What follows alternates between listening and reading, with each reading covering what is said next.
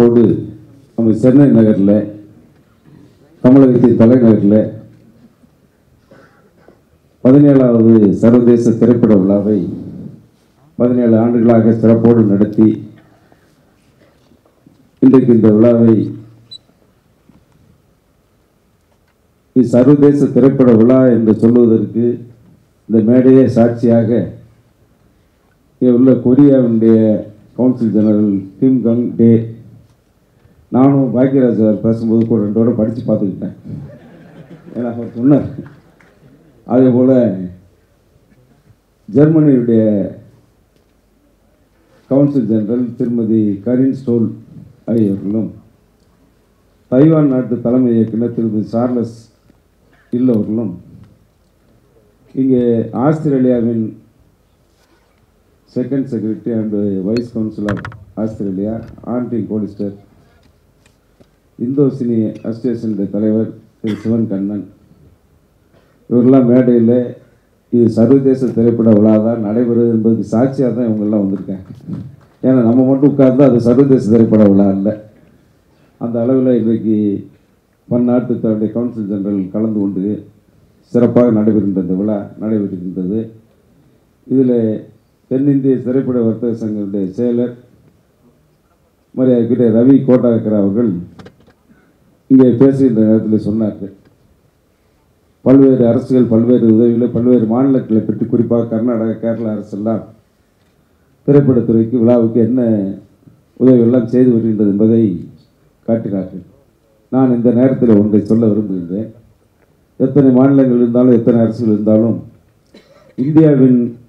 இந்திய சினிமாவின் 100ஆண்டு விழாவை இந்தியாவில் உள்ள தலைநகர் சென்னையிலே தான் நடத்த வேண்டும் என்று சொல்லி உறுதிப்பாட்டோடு இருந்து அதற்கு 10 கோடி ரூபாயை வாரி வழங்கி அதை 4 நாட்கள் சிறப்பாக நடத்திய பெருமை மறைந்த முதலமைச்சர் மாண்புமிகு புரட்சித் தலைவர் அம்மா அவர்கள் சார்.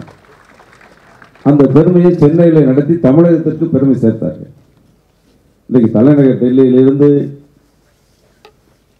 கிட்டத்தட்ட 29 மாநிலங்கள் இருந்தாலும் கூட தமிழகத்துக்கு தான் அந்த பெருமை வேண்டும் என்று சொல்லி அன்றைக்கு குடியரசுத் தலைவரை அழைத்து மிக பிரம்மாண்டமான விழாவாக இந்திய நாட்டில் உள்ள அத்தனை சூப்பர் ஸ்டார் நடிகர்கள் எல்லாம் அழைத்து பெரிய விழாவாக இந்த விழா நடத்தப்பட்டது. ஏன்னு சொன்னால் அந்த காரணம் மற்ற அரசுகள் எல்லாம் அவங்கள் அரசு வேறு சினிமா வேறு என்று நினைப்பவர்கள். ஆனால் நாங்கள் அப்படி இல்லை. எங்களுடைய அரசே கலைத்துறையை சேர்ந்த அரசு, கலையிலிருந்து நாங்கள் உருவாகி வந்தவர்கள் என்பதை இந்த மேடையில் நான் வெளிப்படையாக பெருமையாக தெரிவித்துக் கொள்ள கடமைப்பட்டிருக்கின்றேன். அதே போல் தலைவர் கரகாட்ட பிரசாத், கட்கட்ட பிரசாத், அதையும் அவங்க சொன்னாங்க. அந்த வர்ணனையாளர் அவங்க பேசும்போது சொன்னாங்க, அவங்க பேரே நான் இன்னைக்கு தான் கரெக்டாக சொல்லியிருக்கேன்னு சொல்லி. அதே அவரும் பல்வேறு சூழ்நிலைகளை அரசை தேடி வருகின்ற நேரத்தில் எந்த உதவியாக வந்தாலும் அவருக்கு அரசு எப்படி உதவி இருக்கின்றது என்பதை அவர்கள் நன்கு உணர்வார்கள். அந்த அளவிற்கு சினிமா துறையை மாண்புமிகு புரட்சித் தலைவர் எம்ஜிஆர் அவர்கள் எப்படி பேணி காத்தார்களோ, மாண்புமிகு புரட்சித் தலைவர் அம்மா அவர்கள் எப்படி வளர்த்தார்களோ, அவர் வழியில் இன்றைக்கு உள்ள முதலமைச்சர் மாண்புமிகு எடப்பாடியார் அவர்களும் சினிமா துறையில் கலைத்துறையை சேர்ந்தவங்க வந்தாங்கன்னா நான் அப்பாயின்மெண்ட்டை வாங்குறதில்லை. அப்பாயின்மெண்ட் வாங்காமல் நேராக கூட்டு போய் உடனே முதலமைச்சர் சொன்னால் உடனே பார்க்கக்கூடிய இன்றைக்கு முதலமைச்சராக முதலமைச்சர் எடப்பாடியார் அவர்கள் இருக்கின்றார்கள். இன்றைக்கு தேர்தல் நேரம் உங்களுக்கு தெரியும், பல்வேறு கோர்ட்டுக்கிட்டெல்லாம் போய் தான் உறுதி பண்ணி எனக்கு தேர்தல் நடத்த வேண்டியிருக்கு.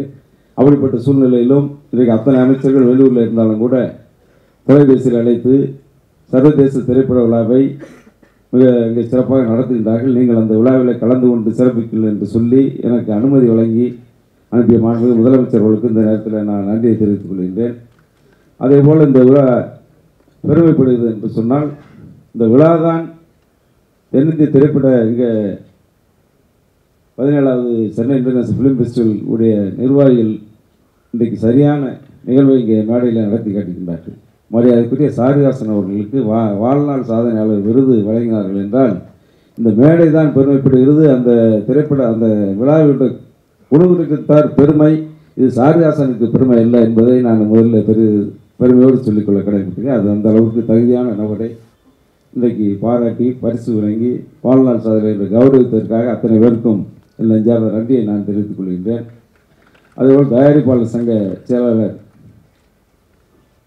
மரியாதைக்குரிய ஆர். உதயகுமார் அவர்கள் பாக்யராஜ் என்ன சொன்ன மாதிரி அவருக்கு ரொம்ப நாள் ஆசை எனக்கு இங்கிலீஷ்லேயே பேசி முடிக்கணும்னு சொல்லி அவர் சிறப்பாக அந்த பேச வேண்டிய கருத்துக்களை மிக சிறப்பாக பேசிட்டு அமைந்தார்.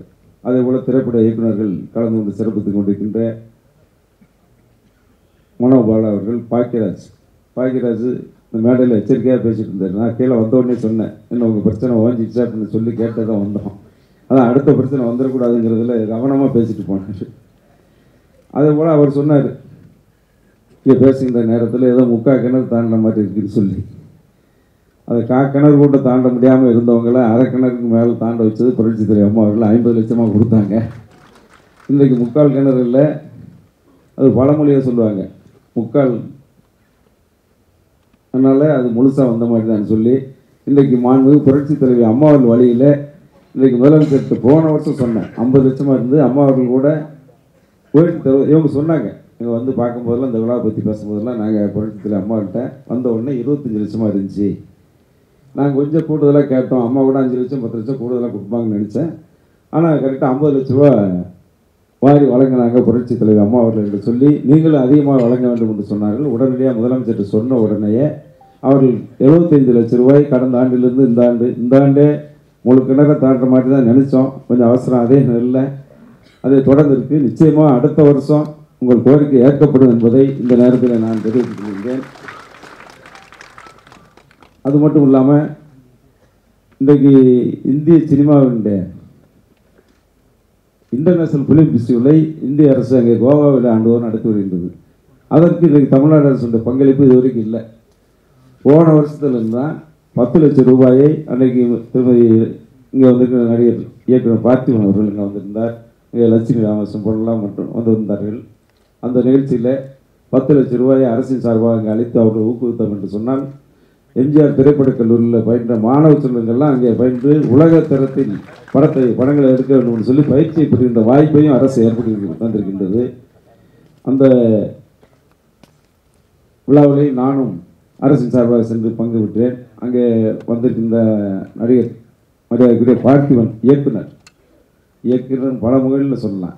இன்னும் சொன்னால் சர்வதேச திரைப்பட பெரிய பெருமை என்ன, தமிழ் சினிமாவுக்கு சிங்கிளாக ஒரே ஆள் நடித்து ஒரே ஆள் டைரக்ட் பண்ணி நடித்த படம்னா எனக்கு தெரிஞ்சு இன்றைக்கி நான் இன்டர்நேஷ்னல் ஃபிலிம் ஃபெஸ்டிவலுக்கு போயிருந்தேன். அங்கேயே 2-3 படம் பார்த்தேன். எந்த படமும் இல்லை, எனக்கு தெரிஞ்சு எந்த நாட்டிலும் இல்லைன்னு நினைக்கிறேன். அதை முதலில் தமிழில் உருவாக்கியவர் மரியாதைக்குரிய தமிழ் சினிமாவுக்கு பெருமை சேர்த்துக்கின்றார் என்று தான் சொல்ல வேண்டும் மரியாதைக்குரிய பார்த்திபன் அவர்கள். அதேபோல் ரஞ்சித் அவர்கள் சொன்னாங்க, முதல்ல சொன்னாங்க, எது ஒரு கலை அம்சத்தோடு இருக்கணும், ஒரு கட்டடம் கட்டினா கூட அந்த வடிவமைப்பு சரியாக இருக்க வேண்டும் என்று சொன்னார்கள். அதற்கு இந்த கட்டடமே சாட்சி. இங்கே திரைப்படத்துறையில் கலைவாணர் NS கிருஷ்ணனை யாரும் மறக்க முடியாது. நகைச்சுவை இல்லை, சிந்திக்க வச்சு நகைச்சுவையில் ஒரு பரிணாமத்தை உருவாக்கியவர். அவர் பெயரில் இருக்கின்ற இந்த கலைவாணர் அரங்கத்தை கட்டுகின்ற நேரத்தில் கிட்டத்தட்ட 30 கோடி ரூபாய் 32 கோடி ரூபாய் மதிப்பில் இந்த கலைவாணர் அரங்கம் கட்டப்பட்டு கலைவாணர் அரங்கத்திற்கு கலைவாணருக்கும் பெருமை சேர்த்து இதை கட்டுகின்ற நேரத்தில் இன்றைக்கி இதை பார்த்தாலே தெரியும் எவ்வளோ கலை நயத்தோடு கட்டியிருக்குது என்று சொன்னால் அந்த பெருமையும் புரட்சித் தலைவர் அம்மாவுக்கு தான் சார். ஏன்னா கெட்டும் போதே ஒரே ஒரு வருத்தம் என்னென்னா, கெட்டி முடித்து அவங்க உள்ளே வந்து ஒரு நிகழ்ச்சிக்கு முதல்ல ஒப்புதல் கொடுத்தாங்க. அந்த நிகழ்ச்சி வர்றதுனால அவங்க இல்லை, நம்மகிட்ட இல்லை. ஆனால் அதுக்கு முன்னாடி அவர்கள் 2 முறை கட்டணம் கட்டப்பட்டு இருக்கும்போதே முதலமைச்சராக இருந்து நேரடியாக வந்து ஆய்வு செய்து இப்படிலாம் இருக்கணும், ஸ்ட்ரக்சர் இப்படி இருக்கணும், இப்படி ஆடிட்டோர் இப்படி இருக்கணும், இதெல்லாம் இருக்கணும்னு சொல்லி வடிவமைத்தவர் மாண்புமிகு புரட்சித் தலைவர் அம்மா. அந்த அளவுக்கு இன்றைக்கு கலைநயத்தோடு கட்டப்பட்டிருக்கின்ற கலைவாணர் அரங்கத்தில் தான் இந்த விழா நடைபெறுகிறது. ரஞ்சித் அவர்கள் பல நல்ல ஆலோசனை ஏதாவது யோசனை சொன்னாலும் திரைப்படத்தை பொறுத்தளவில் நாங்கள் தயாராக இருக்கின்றோம் என்று சொன்னால், அங்கே நாங்கள் கோவாவில் ஒரு நாள் தான் எனக்கு இருக்க முடிஞ்சது. இருந்தால் கூட அங்கே ஒரு கருத்தை சொன்னார்கள். பல்வேறு மாநிலத்தில் ஷூட்டிங்கை பற்றி சொன்னாங்க. ஷூட்டிங் எடுக்கிறதுக்கு சிங்கிள் விண்டோ சிஸ்டம் இருக்குது. ஒரு கோஆர்டினேட்டர் மூலமாக ஒரு அரசு ஒருத்தர் நியமிச்சிடுறாங்க. அவர்கிட்ட போனால் ஷூட்டிங்கு பல இடத்துல இன்றைக்கி ஒவ்வொரு துறையாக பெர்மிஷன் வாங்க வேண்டியிருக்கு. எங்களுக்கு அந்த கோஆர்டினேட்டர் மூலமாக போனால் சிங்கிள் விண்டோ சிஸ்டம் முறையில் பல மாநிலத்தில் அந்த நடைமுறையில் இருக்கின்றது என்ற கருத்தை சொன்னார்கள். நான் அங்கேயே பேசுகின்ற நேரத்தில் சொன்னேன், இது உடனடியாக ஆலோசிக்கப்படும், மட்டுமல்லாமல் ஆவணம் செய்யப்படும், முதலமைச்சர் கவனத்துக்கு சென்று விரைவில் தமிழகத்தில் படப்பிடிப்பு நடவடிக்கை சிங்கிள் விண்டோ சிஸ்டம் மூலமாக எளிதாக்கப்படும், அந்த நடைமுறை எளிதாக்கப்படும் என்று சொல்லியிருக்கின்றேன். அதை மீண்டும் இங்கே வலியுறுத்த விரும்புகின்றேன். ஏன்னு சொன்னால் அது கவனத்தில் அன்றைக்கி நான் போகும்போது தான் என் கவனத்துக்கு சொன்னாங்க. அதுக்கு முன்னால் யாரும் என் கவனத்துக்கு கொண்டு வரல. இருந்தாலும் அரசின் கவனத்துக்கு உடனடியாக சென்றிருக்கின்றது. அரசு அதை பரிசீலிக்கும் என்பதையும் இந்த நேரத்தில் தெரிவித்துக் கொள்கின்றேன். அதேபோல் இந்த நல்ல நிகழ்ச்சியில் கலந்து கொண்டு சிறப்பித்துக் கொண்டிருக்கின்ற அவங்க என்றைக்கு பார்த்தாலும் குமாரி சச்சு தான், அப்படி தான் சொல்ல முடியும். ஏன்னா அவங்க டைட்டில் அதுதான்.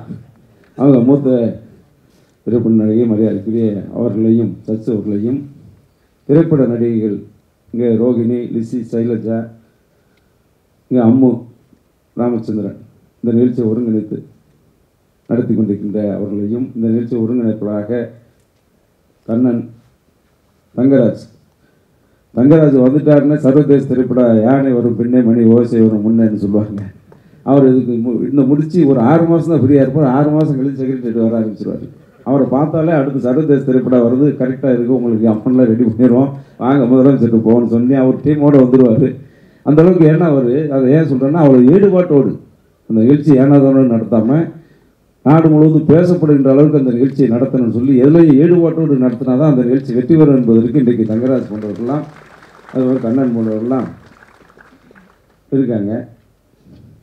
இதோட சினிமாவை பற்றி சொல்ல வேணும்னா இன்றைக்கி எத்தனையோ மாற்றங்கள், எத்தனையோ பொழுதுபோக்கு அம்சங்கள் இருந்தாலும் கூட உலகளாவிய பொதுவாக ஜாதி, மதம், மொழி, இனம், ஆண், பெண், குழந்தைகள் முதல்ல எந்த வேறுபாடு இல்லாமல் அனைவரும் ரசிக்கின்ற ஒரே ஒரு அம்சம்னா ஒரே சாதனை சினிமா தான்.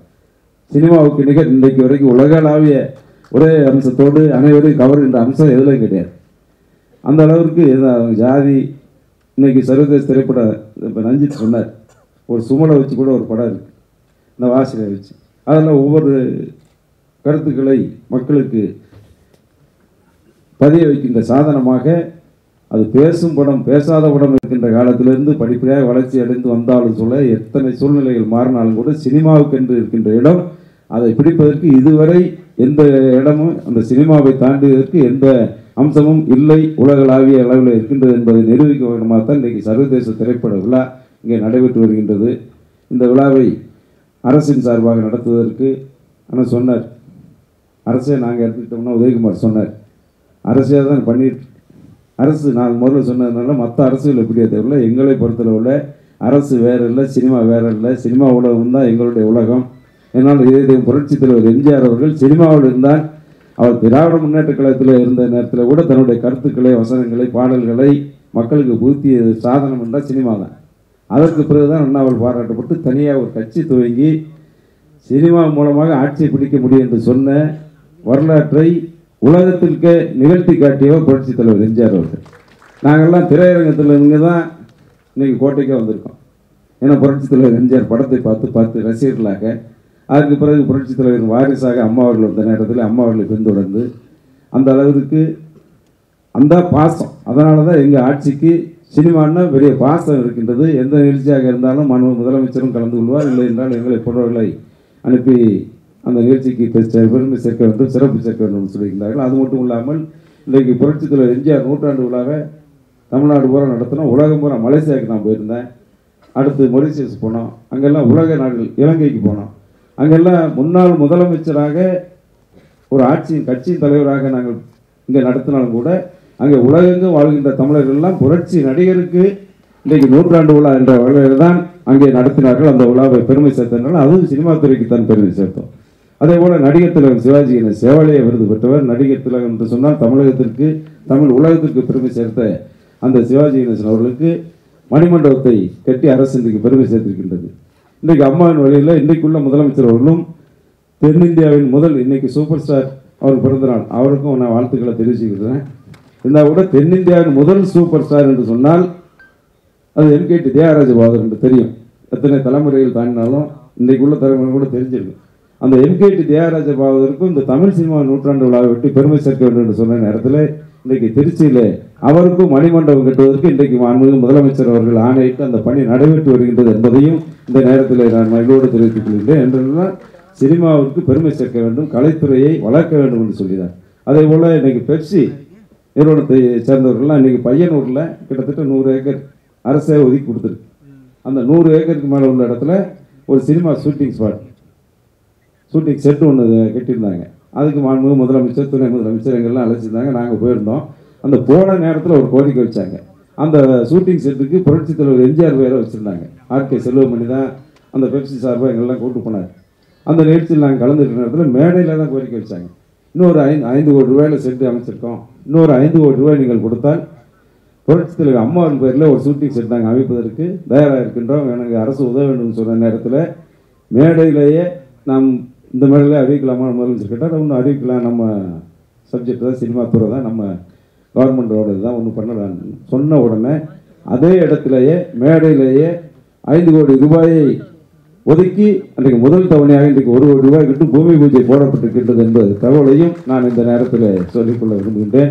அதே போல் திரைப்படத்துறையைச் சேர்ந்த கலைஞர்கள் அத்தனை பேரும் கவனிக்க வேண்டும் என்று சொல்லி, அதுவும் படம் தயாரிக்கின்றவர்களை, நல்ல படங்கள் தயாரிக்கின்றவர்களை நல்ல கருத்துக்கள் மக்களிடம் கொண்டு சேர்ப்பதற்கு குறைந்த பட்ஜெட்டில் படம் தயாரிக்கின்றவர்களாம் ஊக்குவிக்க வேண்டும் என்று சொல்லி, அதுவும் 3 லட்சம் ரூபாய் இருந்தது 5 லட்சமாக அம்மா உயர்த்தி இன்றைக்கு 7 லட்சம் ரூபாய் நாங்கள் உயர்த்தி 149 படங்களுக்கு 10,43,00,000 ரூபாய் மாண்புமிகு முதலமைச்சர்கள் வழங்கி திரைப்படத்தை தயாரிப்பவர்களுக்கு ஊக்கத்தையும் ஆக்கத்தையும் வழங்கியது மாண்புமிகு அம்மாவின் அரசு என்பதையும் தெரிவித்து, இன்னும் பல்வேறு நீங்கள் வைக்கின்ற கோரிக்கைகள் அத்தனையும் அரசு நிச்சயமாக கனிவோடு பரிசீலிப்பது மட்டுமல்லாமல் இப்படிப்பட்ட விழாக்கள் நடத்துவதற்கு நாங்கள் என்றைக்கும் உறுதுணையாக இருப்போம் என்பதை சொல்லி, இந்த விழா வெற்றி பெற வேண்டும், மக்களை கவர வேண்டும்.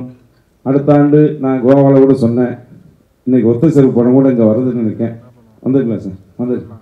அங்கேயே வந்துச்சு, கோவாலையும் திரையிட்டாங்க. அவங்க கூட ஒரு படம் அது சொன்னாங்க. நான் இன்றைக்கி நேரம் இல்லை, அன்றைக்கி தேட்டர் கிடைக்கல, மறுநாள் தான் படம் போட்டாங்க. அந்த படத்தை நாங்கள் பார்க்க வந்துட்டு அடுத்த ஆண்டு வரும்போது கோவாவில் எனக்கு ஒரு ஆசையை நான் சொல்லிவிட்டு வந்தேன். அடுத்த ஆண்டு சர்வதேச திரைப்பட விழா இன்டர்நேஷனல் ஃபிலிம் ஃபெஸ்டிவல் கோவாவில் நடக்கின்ற நேரத்தில் மற்ற மாநில மொழிப்படங்களை விட நம்ம தமிழ் படங்கள் அதிகமாக அங்கே திரையிடுகின்ற சூழல்களை நீங்கள் உருவாக்க வேண்டும். அதற்கு அரசு துணையாக இருக்கு என்ற தகவலை சொல்லியிருக்கின்றேன்.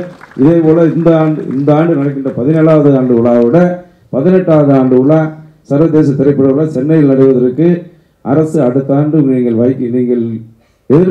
பார்ப்பதை விட அதிகமான அளவுக்கு உங்களோடு இருப்போம், உங்களுக்கு ஒத்தாசையாக இருப்போம் என்பதை சொல்லி வாய்ப்புக்கு நன்றி கூறி விடைபெறுகின்றேன். நன்றி, வணக்கம்.